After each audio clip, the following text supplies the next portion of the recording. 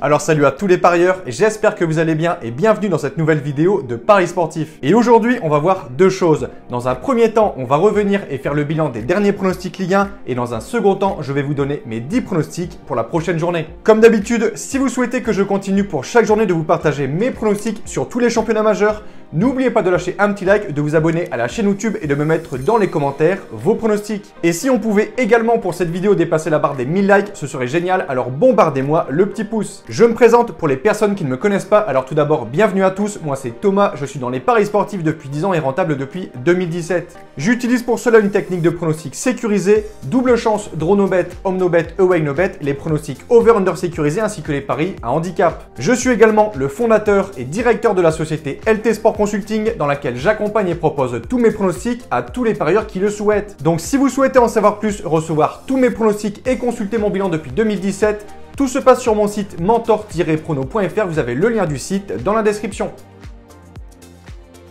Comme d'habitude, on fait le bilan de la dernière journée, cette fois aucun match a été reporté et le bilan sécurisé est quasi parfait, on réalise un ratio de 9 sur 10.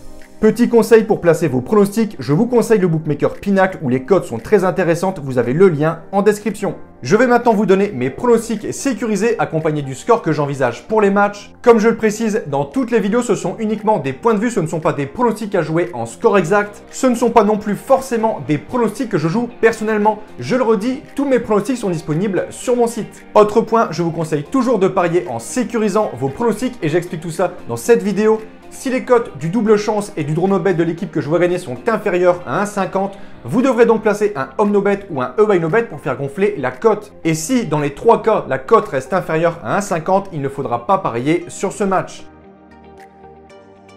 Ouverture de cette journée 22 de Ligue 1, direction Lyon pour un beau derby, les Lyonnais reçoivent les Verts de Saint-Etienne. Après 5 matchs sans victoire, toutes compétitions confondues, les Guns se déplaçaient sur la pelouse de Troyes et grâce à un but de Dembélé sur penalty, les hommes de Peter Bosz se sont imposés 1-0. Grâce à ce succès, Lyon prend donc de l'air au classement en remontant à la 11e place, alors forcément ils sont encore loin de leur objectif, mais quand on voit leur force en Europa League, on imagine bien les Lyonnais réaliser une deuxième partie de saison beaucoup mieux que la première. Ils auront l'occasion ce vendredi de signer un second succès de suite contre son voisin Saint-Etienne. Les Verts sont dans une situation catastrophique, 20e et lanterne rouge du championnat, seulement 12 points pris en 20 journées, 18 buts marqués pour 42 encaissés. Côté confrontation entre Lyon et Saint-Etienne du côté de Lyon, en 27 matchs, c'est 15 victoires des Lyonnais, 9 nuls et seulement 3 victoires des Verts. Mon point de vue, en Ligue 1, Saint-Etienne reste sur 6 défaites de suite et selon moi, ils en signeront une 7e sur la pelouse de Lyon, 2-1. Second match de cette journée samedi à 17 h, Lille se déplace à Brest. D'un côté, les Brestois, après une grosse série de 6 victoires et 2 nuls en 8 matchs, ont beaucoup plus de mal, 3 défaites en 5 journées, 4-0 contre Montpellier, 3-0 contre Nice et 2-0 contre Paris.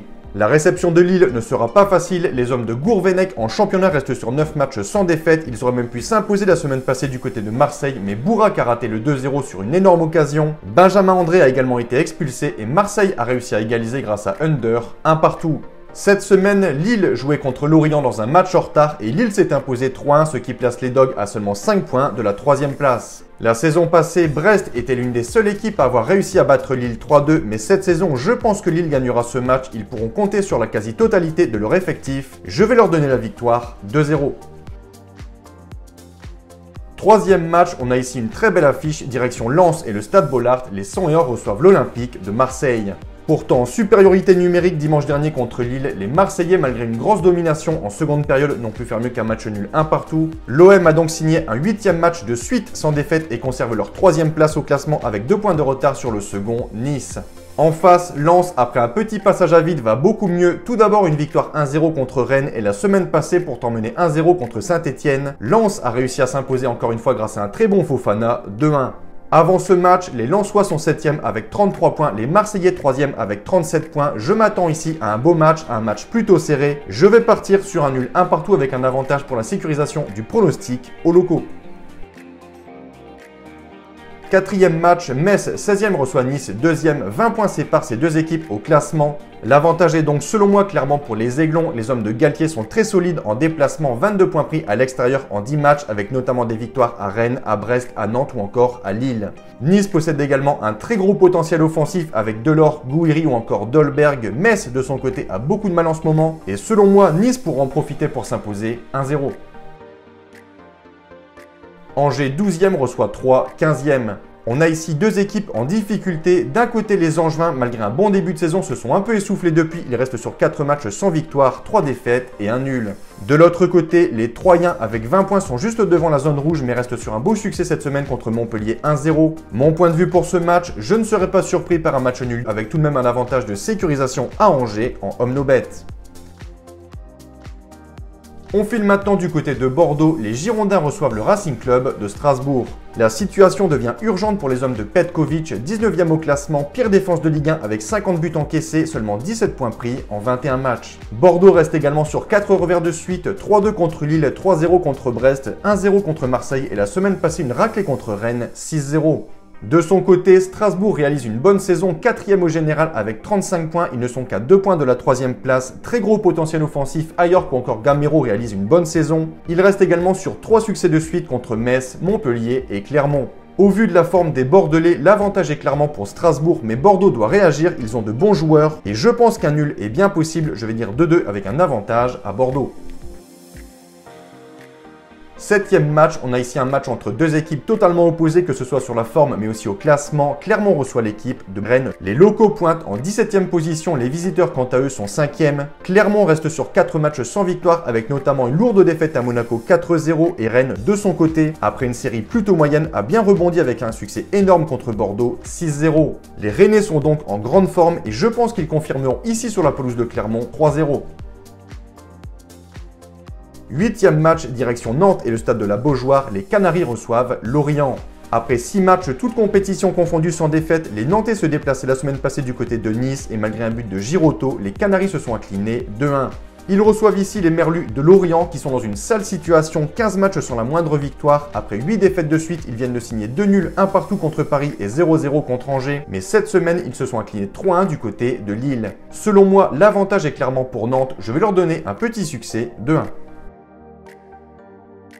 Belle affiche pour ce 9e match, Montpellier reçoit Monaco. Seulement 2 points séparent ces deux équipes, les locaux sont 9e, les Monégasques 6e. Pour le premier match de Philippe Clément sur le banc de Monaco en tant qu'entraîneur, les joueurs ont répondu présent, encore une fois une belle entrée de Ben Yedder et au final une belle victoire 4-0 contre Clermont.